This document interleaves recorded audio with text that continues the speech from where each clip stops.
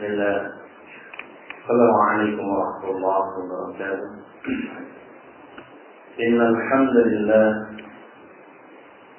nahmaduhu wa nasta'inuhu wa nastaghfiruh wa na'udzu billahi min shururi anfusina wa min sayyiati a'malina. Man yahdihillahu fala mudilla lahu wa man yudlil fala hadiya lahu. Wa asyhadu an la ilaha illallah wahdahu la sharika lahu. وأشهد أن محمدا عبده ورسوله ولا نبي بعده. اللهم صل على محمد وعلى آله وأصحابه ومن تبعهم بإحسان إلى يوم الدين. قال سبحانه الله تعالى: يا أيها الذين آمنوا اتقوا الله حق تقاته ولا تموتن إلا وأنتم مسلمون. وقال أيضا: يا أيها الذين آمنوا اتقوا الله ولتنظر نفس ما قدمت لغد واتقوا الله إن الله خبير بما تعملون. ثم ما بعد، فإن أصدق الحديث كتاب الله وخير الهدي هدي نبينا محمد صلى الله عليه وعلى آله وسلم وشر الأمور محدثاتها فإن كل محدثة بدعة وكل بدعة ضلالة وكل ضلالة في النار. الحمد لله رب العالمين. Yaghfirina Allah. Kita masih diberikan Allah Subhanahu wa taala berbagai macam kenikmatan, maka patut dan wajib bagi kita semua untuk bersyukur kepada Allah Subhanahu wa taala. Wafidina azakumullah. Di antara kenikmatan yang telah diberikan oleh Allah Subhanahu wa taala adalah kita diberikan istiqamah untuk belajar ilmu Allah Subhanahu wa taala. Untuk seseorang mendalami ilmu Allah Subhanahu wa taala. Mana Rasul sallallahu alaihi wasallam bersabda, "Khairu amali inna Allah azza wa jalla ma zama alaihi sahibuhu wa in qala." Amal yang dicintai Allah Subhanahu wa taala itu adalah amal yang dilakukan oleh pelakunya yang terus-menerus walaupun sedikit demi sedikit pelajari agama Allah Subhanahu wa taala kemudian diamalkan. Maka ya Allah, kita akan melanjutkan dari kajian kita fikih ta'amul bainaz zawjain, dan kita telah sampai kepada bab mughadabatun fil baiti wa ta'awudzu minas syaitan, yaitu kemarahan atau konflik dalam rumah tangga dan berlindung dari syaitan ketika terjadi kemarahan atau konflik dalam rumah tangga tersebut. Maka ibadillah azakumullah, ketika seseorang mengatakan dia seorang yang beriman, baik dia seorang yang sendirian, baik dia seorang yang telah berumah tangga, baik dia seorang yang duda maupun janda, seorang yang sudah tua, akan diuji oleh Allah Subhanahu wa taala ketika dia mengatakan beriman. Allah menyebutkan dalam surah Al-Ankabut, jadi ayat yang pertama di sana disebutkan Alif Lam Mim ahasiban nasu ayatraku ayaqulu amana wa hum la yuftanun. Alif Lam Mim, hanya Allah yang mengetahui artinya. Ahasiban nasu ayatraku ayaqulu amana wa hum la yuftanun. Wa laqad fatana alladziina min qablihim fala ya'lamanna Allahu alladziina shadaqu wa la ya'lamanna al-kadzibin. Apakah manusia dibiarkan mengatakan bahwasanya dia seorang yang beriman, sedang mereka tidak diuji oleh Allah Subhanahu wa taala? Jadi ketika seorang mengucapkan syahadat alla ilaha illallah wa asyhadu anna Muhammadar Rasulullah, dia pasti diberikan ujian-ujian oleh Allah Subhanahu wa taala. Untuk apa diuji oleh Allah Subhanahu wa taala? Karena disebutkan wala fatana alladziina min qablihim dan telah diuji orang-orang sebelum mereka. Fala ya'lamu Allahu alladziina shadaqu, agar Allah mengetahui orang-orang yang benar imannya, wala ya'lamu al-kadzibin, dan untuk mengetahui siapa yang dusta akan ucapan imannya. Maka demikian pula dalam rumah tangga. Ketika seorang mengarungi rumah tangga, pasti ada ujian-ujian yang akan dia hadapi.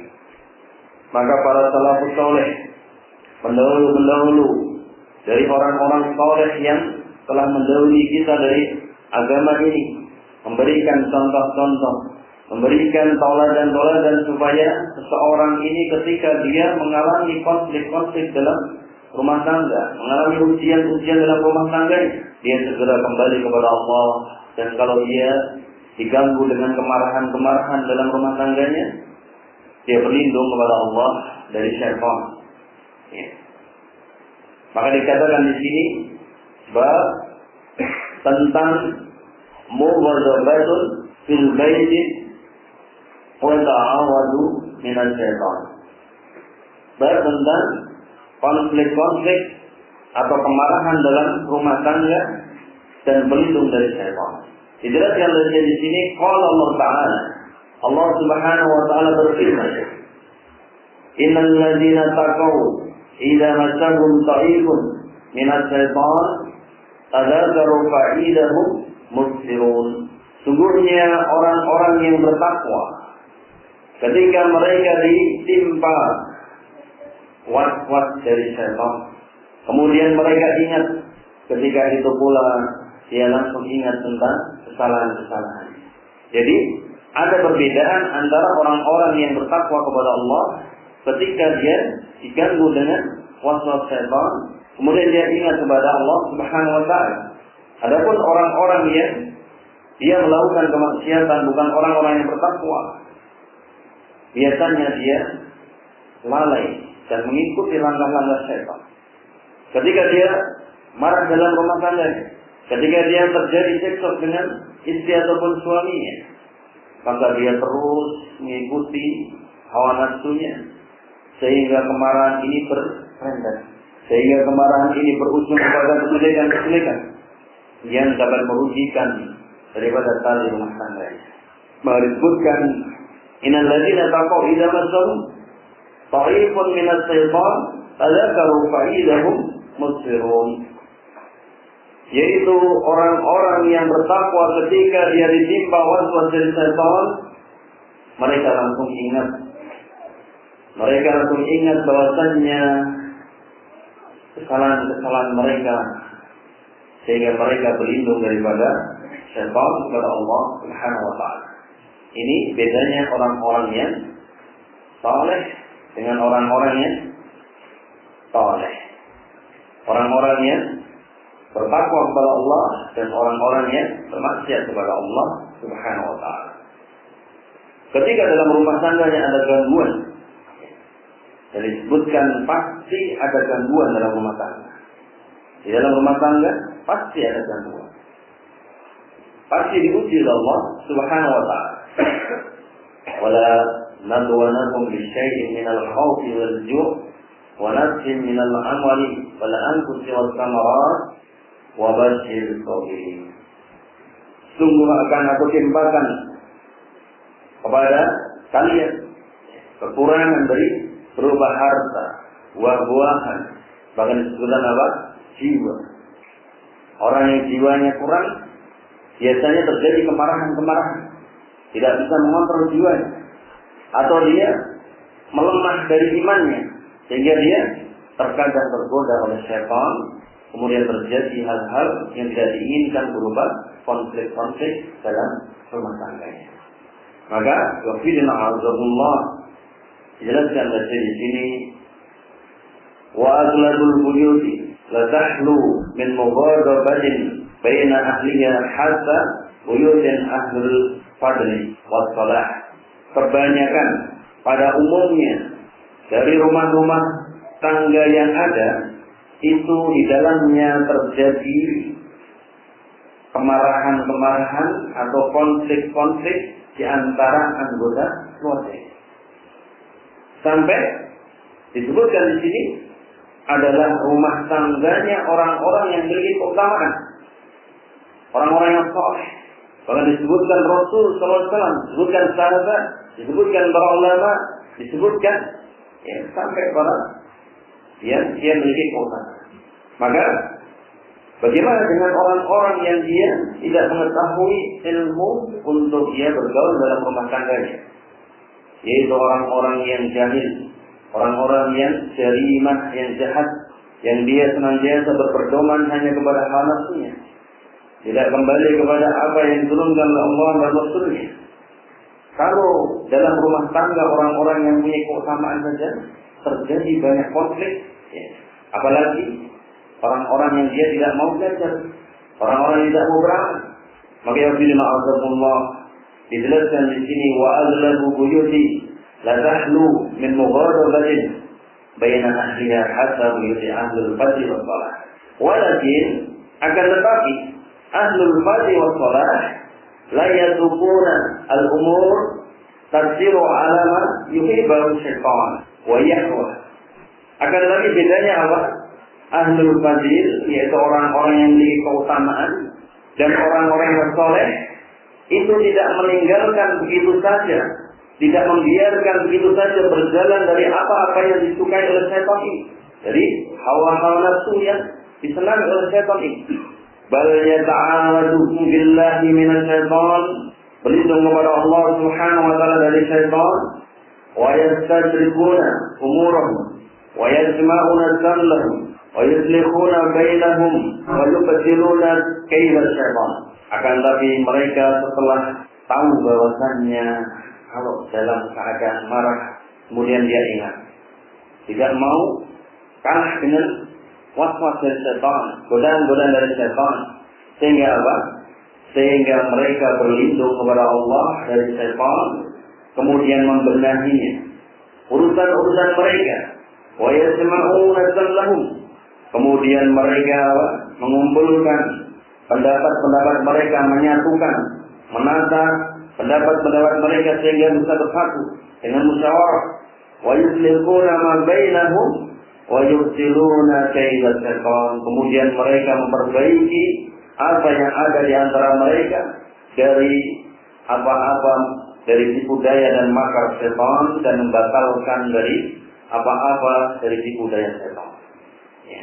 Ini bedanya orang-orang yang saleh dengan orang-orang yang saleh. Ya. Orang-orang yang tidak tahu agama. Ketika kita ambil contoh, ya, di dalam rumah tangga terjadi konflik, kemudian seorang laki-laki dia dalam keadaan marah, kemudian kalau dia orang-orang yang saleh, ya, istrinya pun tidak ikut ikutan marah. Akan lagi apa? Dia memberikan nasihat, ya, memberikan pengingatan, memberikan wejangan bahwasannya al-ghadab minasy syaitan. Kemarahan itu asalnya dari syaitan. Ya, kemudian apa? Seorang laki-laki pun ingat bahwasannya, ya, dia harus segera berlindung kepada syaitan, ya, dengan cara berta'awudz. Di antara doa-doa perlindungan syaitan disebutkan a'udzubillah samil alim minasy syaitonir rajim. Disebutkan a'udzu bikalimatillahi tammati min syarri ma khalaq. Aku berlindung kepada Allah dengan kalimat yang sempurna dari kejelekan makhluk-makhluk. Ini termasuk doa-doa perlindungan. Juga disebutkan apa? Allahumma inni a'udzubika min hamzi. Berlindung kepadamu dari apa? Dari hembusannya, ya, dari bisikan-bisikannya. Bahkan disebutkan dari kedatangannya. Disebutkan dalam surat Al-Mu'minun. Dan disebutkan supaya seorang berlindung kepada syaitan dari kedatangannya dan dari waswas kepada syaitan. Kemudian,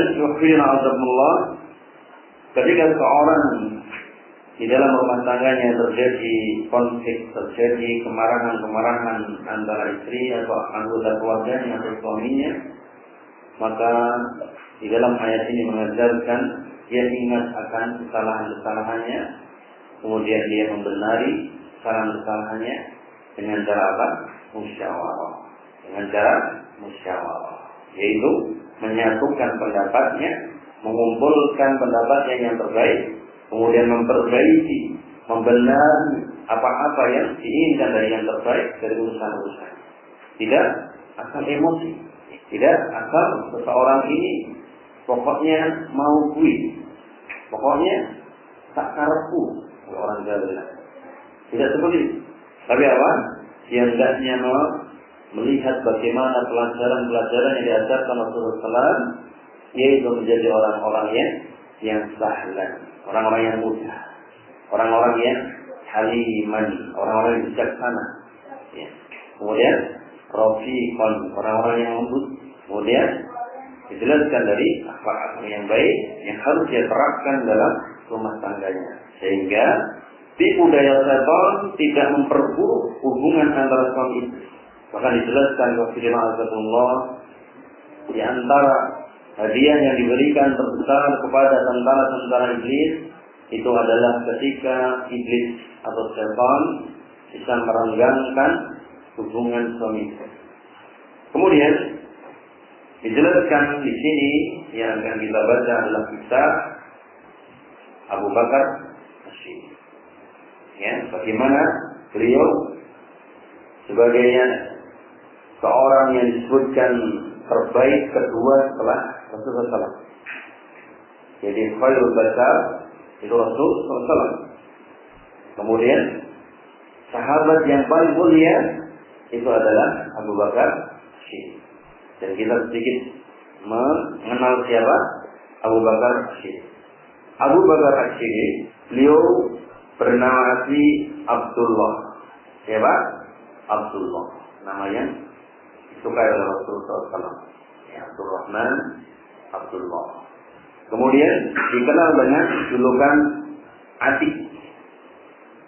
Atik itu adalah seorang yang memiliki perangai bagus, dan nama beliau Abdullah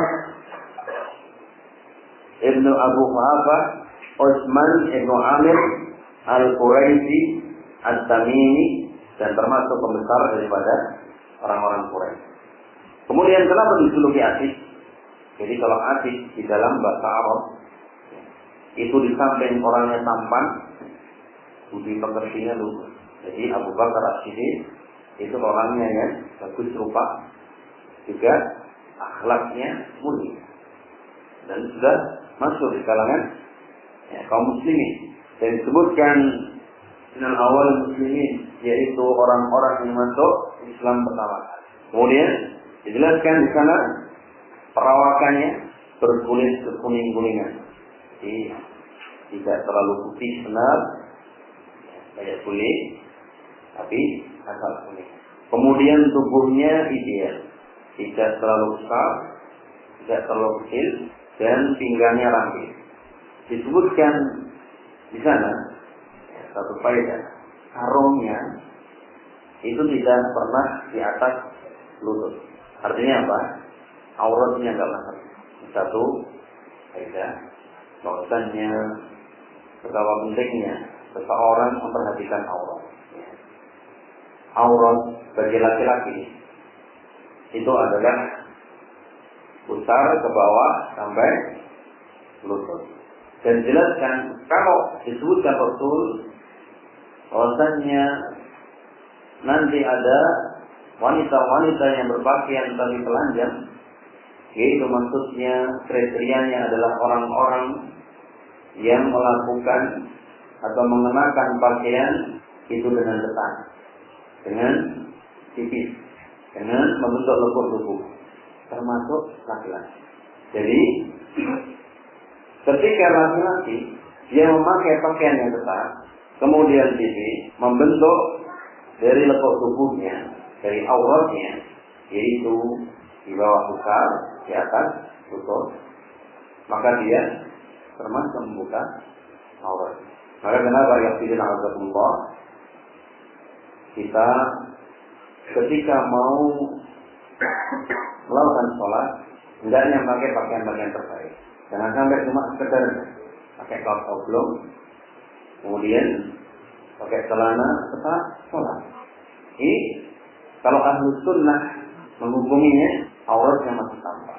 Makanya penting kalau mau pakai celana, hendaknya celananya kompor. Walaupun dibilang orang ini celananya kompor, tapi niatnya apa? Menutupi aurat. Dan ini banyak orang yang paham. Kenapa? Dari kalangan salafi mereka memakai jubah yang panjang atau memakai gamis yang panjang supaya apa? Berusaha untuk menutupi auratnya. Karena para sahabat dan Rasul telah mencontohkan demikian. Baik-baik pakaian itu adalah pakaian dari gamis atau jubah, ya, yang dia di atas mata kaki. Kemudian pujian Rasul Sallallahu Alaihi Wasallam. Rasul Sallallahu Alaihi Wasallam menyebutkan tentang bagaimana cintanya Rasul kepada Abu Bakar, ya, karena dukanya, pengorbanannya. Rasul menyebutkan lau kuntu mudahidan khalilan latahortu Abu Bakar khalilan. Seandainya saya boleh mengambil kekasih, maka saya akan mengambil kekasih Abu Bakar itu sebagai kekasih saya. Maka ini menunjukkan bagaimana keutamaan daripada Abu Bakar As-Siddiq. Dan dijelaskan oleh sahabat Ali, khairun nas fi hadhihi al-ummah pada Rasulullah sallallahu Abu Bakar Umar. Orang terbaik setelah Nabi SAW dalam umat ini adalah Abu Bakar. Sehingga perkataan Ali asalnya ini menjadi hujah bahwasanya ya, orang-orang Syiah yang mengatakan Ali itu lebih baik setelah Rasulullah SAW, maka terbantahkan oleh perkataan Ali bin Abi Thalib. Kemudian Rasulullah Azzakumullah dijelaskan dalam masa hidupnya. Masa hidup Abu Bakar adalah seorang yang zuhud, seorang yang dermawan, seorang yang beradab mulia. Sekarang banyak dicampakkan adab mulia. Kemudian perangainya lemah lembut. Kemudian beliau adalah pengumpul mushaf yang pertama kali.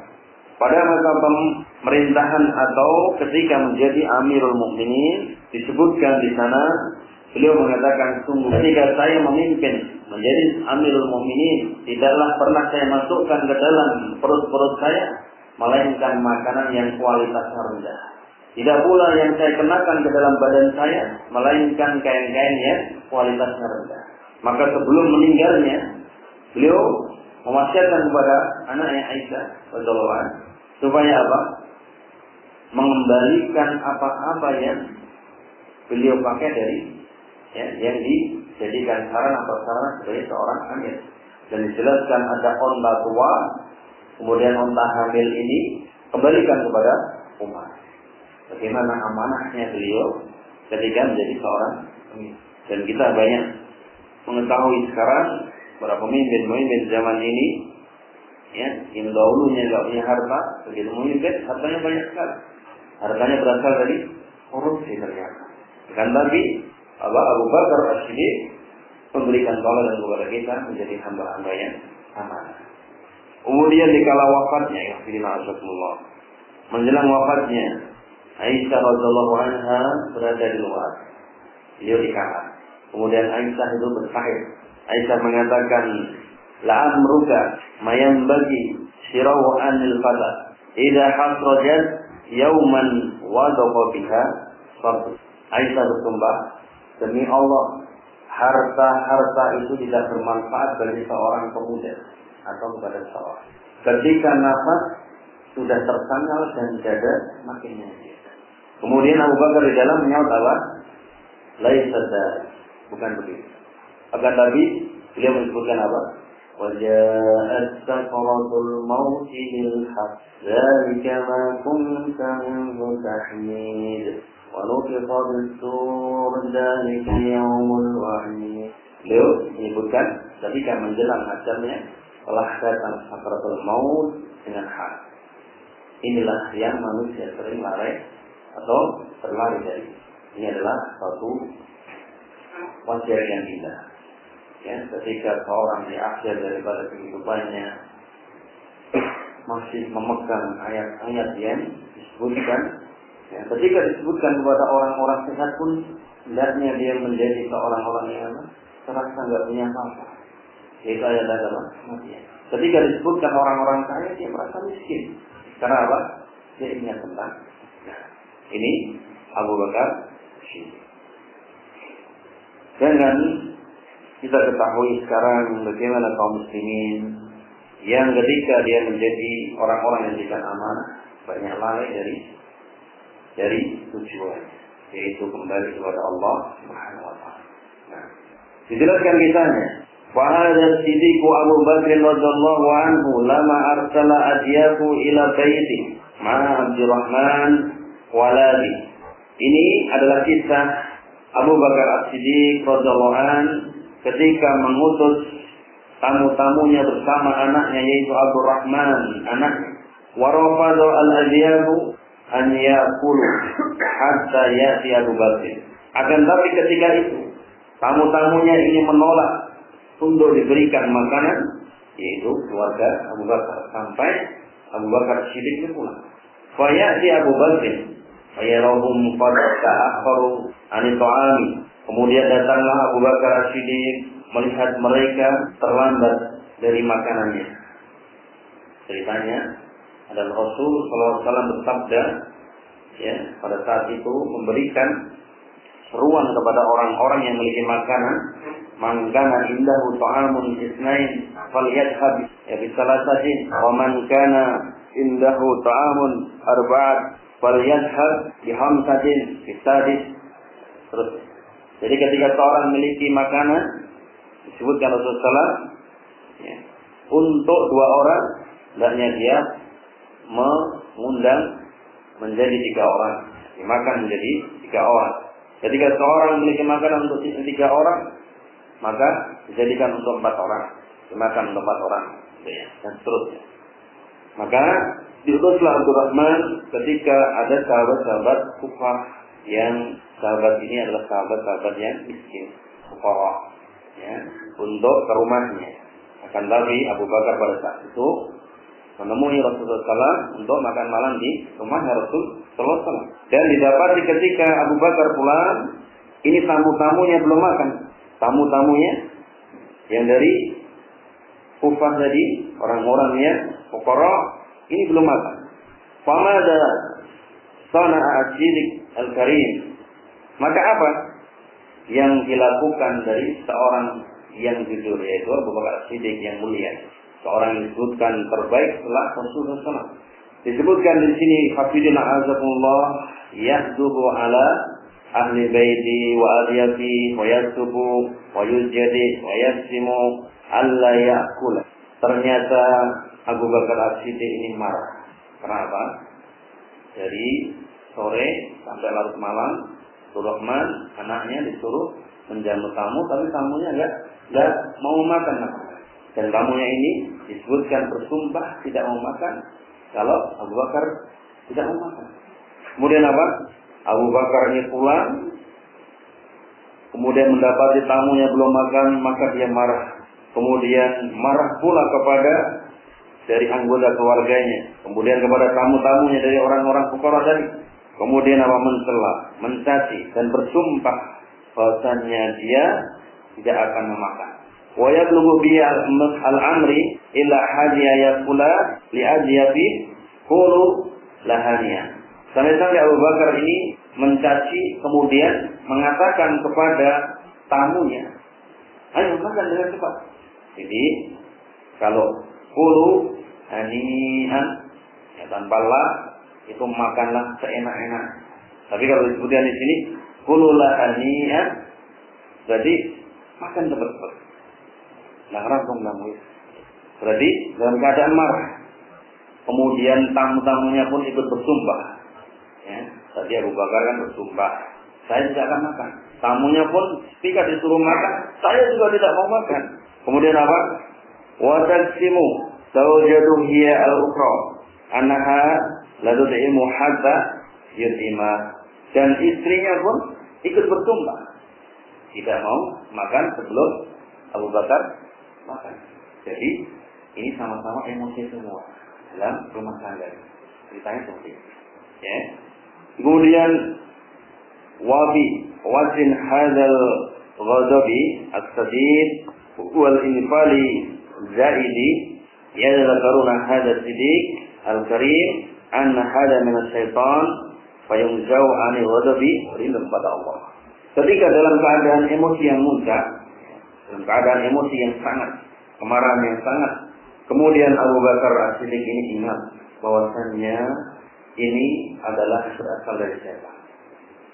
Ya, Anda lihat orang terbaik setelah Rasulullah SAW. Ada juga marahannya. Ya.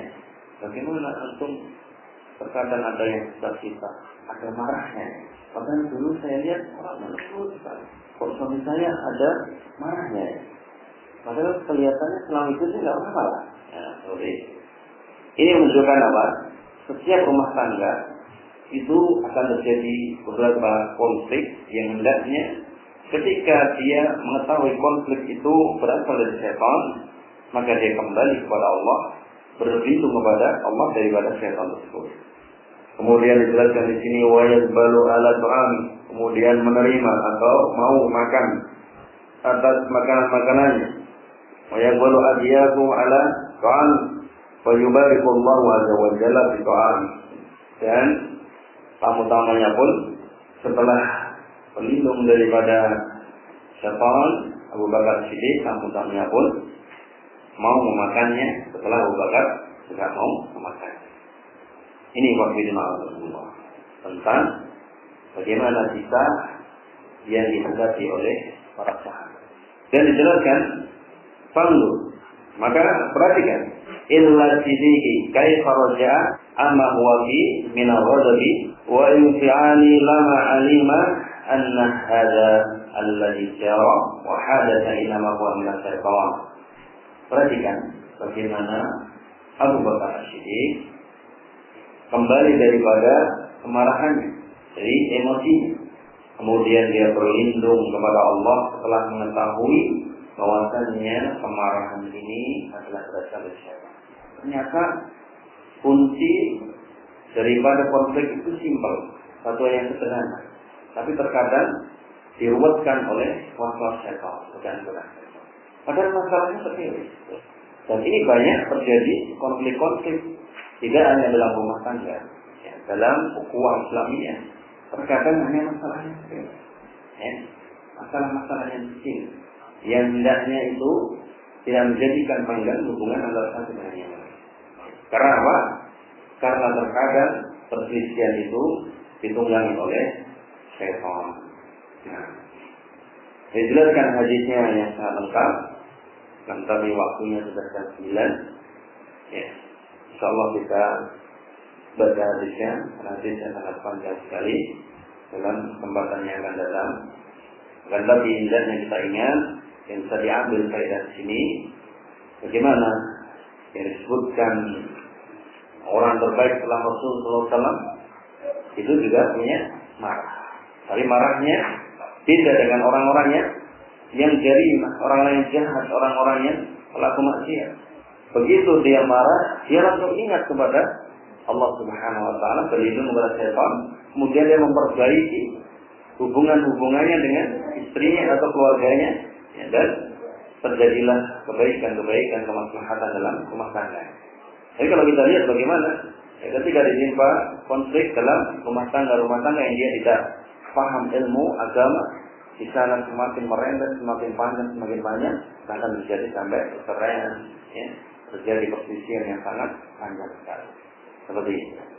Nah, Fidna Allah semua mengingatkan kepada kita, ya, hendaknya kita membentengi diri kita dari syaitan. Ini ada kitab yang bagus, namanya Hisnul Muslim. Hendaknya setiap diri membekali dirinya dengan kitab Hisnul Muslim, perisai bagi seorang muslim. Ya, di sana nanti ada doa-doa yang bermanfaat. Antaranya doa yang hendaknya dibaca pagi petang, kemudian zikir pagi petang, doa perlindungan. Dan kaum muslimin banyak-banyak nggak tahu. Dan kalau mau lebih lanjut, coba antum baca surat Al-Baqarah. Ya, selesai. 3 hari syaitan nggak akan bisa masuk dalam rumah. Tapi apa? kebanyakan tidak tahu. Maka berlindung kepada syaitan itu penting supaya kita tidak kewalahan dengan menganggap kita ini memiliki kekuatan. Yang memiliki kekuatan itu Allah Subhanahu wa taala. Kita bersandar kepada Allah, berusaha kemudian melakukan apa yang diajarkan Rasulullah SAW, kita akan dimudahkan. Maka ini penting diamalkan. Dan agama itu bukan hanya wacana, tapi harus kita amalkan. Ini Rasulullah. Nanti dari kopi kitab Muslim terjemahnya, dan kita nggak perlu mantra-mantra dukun, nggak perlu. Kita amalkan benar ini, berdoa benar, kabulkan Allah Subhanahu wa taala. Lalu sampai tiga dukun para kaum muslimin. Kaum muslimin terkadang tidak mempelajari agamanya, malah pergi ke hal-hal yang atau dilarang oleh agama. Nah, kemudian apa yang kita sampaikan bermanfaat, yang benar Allah Subhanahu wa taala, yang salah dari yang lain. Subhanallah, alhamdulillah,